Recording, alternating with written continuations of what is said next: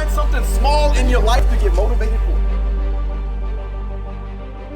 I challenge you to come down here and get a little bit of what we do. There's no I, there's no me. It's only we and us.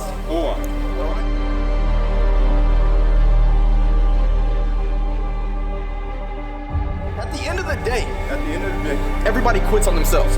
That's right? not acceptable. Right. Everybody quits on themselves. And here's what I mean. Running down the street, right? And what do? We quit because our legs get tired. Because our lungs don't expand no more. Because we can't run. We can't do a push-up because our arms are down. Right? We can't do a sit-up because our hip flexors are too tight. Let me tell you a story about a man I know named Brandon. All right? Brandon was born with muscular dystrophy. All right? Brandon's my cousin. Still badass. At the age of 10, I was playing with Brandon and I noticed something. His muscles were large. His calves were that of a grown man. At the age of 8, Brandon was bound to a wheelchair for the rest of his life.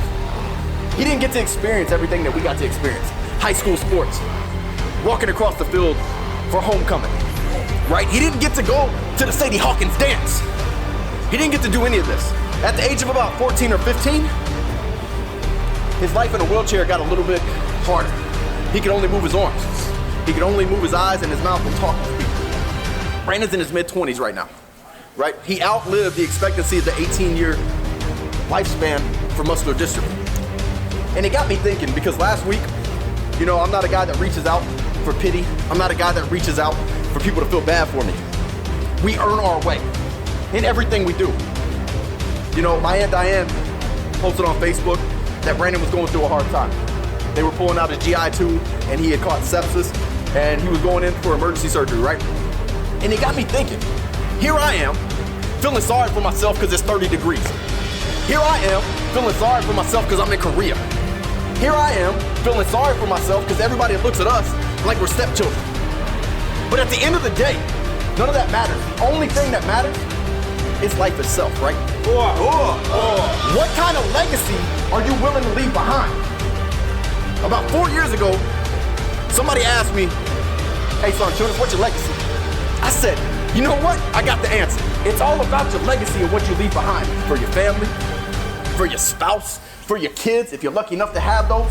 So with that said, my legacy is I'm a tough son of a gun who is not willing to fail a mission or to quit on life. Say it again, say it. A tough son of a gun who is not willing to fail a mission or fail at life. I said, oh. My challenge to you, outlaws.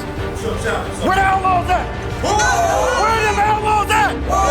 At the end of the day, my challenge to you is when your legs get heavy and your lungs stop pumping and your heart gets weak, pick up the pace. Let's do it for Brandon. Pick up your pace in the challenge of life. PT is just a part of life. It's the hardest thing you do every single daggone day. Don't do it for me. Do it for your mama, for your grandparents.